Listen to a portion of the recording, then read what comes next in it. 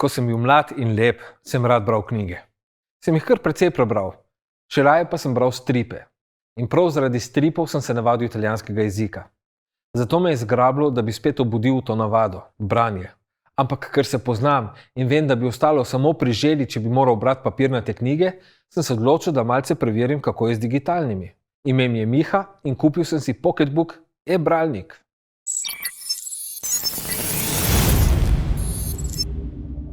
O e-bralniku sem že dlje časa razmišljal. Seveda je najbolj znan Amazon Kindle. Ampak ta je primeren, če bi knjige bral v angleščini, saj ima Amazon ogromno knjigarno. Ampak kakor pogledaš za kak drug format, drug jezik, naprimer slovenski, Kindle odpade. Preveč zaprt sistem in zato je branje drugih formatov težavno. Da se, ampak ni enostavno. Predvsem pa se morate sami vprašati, kaj želite. Moj glavni zahtevek je bil dovolj velik ekran in podpora CBR ali CBZ formatu, kjer bi rad bral tudi stripe. V otroštvu sem prebral ogromno stripov, kot so Dylan Dog, Martin Mysterie, Nathan Never in ostala kompanija Sergio Bonelli založniške hiše. Zato sem potreboval dovolj velik bralnik. V rokah sem imel 7-inčnega Kobota, kateri je bil lik za glih, ampak sem si rekel, da bi bilo bolje, če bi imel kakšen centimeter več. Tako sem se odločil za švicarski 7,8-inčni Pocketbook Inkpad 3 Pro. Cenovno je nekje na sredini in s ceno okrog 270 € ni poceni, ni pa najdražji. Cene segajo tudi do 800 €. Veliko od vas bi reklo, pa zakaj za vraga nisi vzel kakšne tablice? Za ta denar dobiš že zelo spodobno 10-inčno varianto. To je res, ampak meni osebno branje z LCD ekrana preveč utruja oči, še posebno pred spanjem ni fajn bultov ekran. In ker knjige večinoma berem pred spanjem, je e-ink tehnologija kot zanalašč zame. E-ink deluje kot potiskan papir, e-papir, in zato ne utruja oči na isti način kot LCD ekran. Če želite bolj podrobno vedeti, kako ta tehnologija deluje, bom v opisu videa pustil par linkov, kjer je bolj razloženo njihovo delovanje. Pa na hitro pogledamo specifikacije bralnika. Uporablja panel e-ink karta HD resolucije 1404x1872, 300 dpi, kateri je osvetljen od strani z LED lučkami. Tem lahko spreminjate barvno temperaturo glede na to, kdaj berete.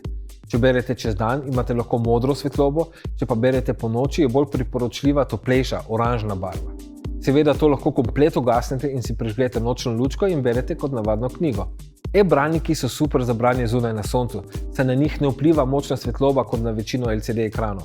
Bralnik je vodoodporen po IPX8 standardu, kar pomeni, da je lahko do 2 metrov pod vodo celo uro, ampak itak noben ne bo bral tu pod vodo.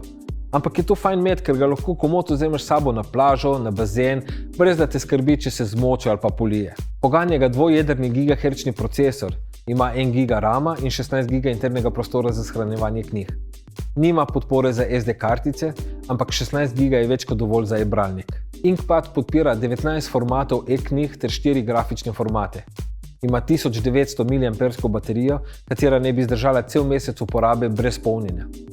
Sicer je odvisno, kak bralec ste. Kar se povezljivosti tiče, ima Inkpad na voljo Wi-Fi in Bluetooth povezavi. Tako da lahko naj naložite tudi audioknjige, podcaste ali pa glasbo in jih preko Bluetooth slušalk poslušate. Zraven dobite tudi dongle, ki spremeni micro USB port v vhod za slušalke, tako da lahko uporabite tudi žične slušalke. Teža 225 gramov ni pretežka za držanje v roki, ko ležiš v posli. Je lih na meji, da je še vedno udobno in ne bo preveč bolelo, ko ti pade na fris, ko zaspiš med branjem. E-knjige nudijo precej prilagodljivosti, vsaj kar se tiče velikosti pisave, izbire fonta, poravnave in podobno. Tako da je branje knjig zelo prijetno in enostavno. Predvsem je fajn pri knjigah, ki so ful debele in okorne za držati v roki. Tu se bralnik izkaže kot super zadeva, saj je tanek in lahek. 7,8 inča je super za branje stripov. Velikost je ta prava, da ne rabiš zoomati, tekst je čitljiv in izkušnja zelo pozitivna. Sploh ljubitelji mang bojo navdušeni, ker je velikost 1:1. Pri grafičnih formatih se pa pozna strojna podhranjenost. Ko se ukvarjate z bralnikom, se vam ne sme nikamor muditi. Že sama narava ekrana ni narejena za hitrost, saj je osveževalna frekvenca milo rečeno polžja.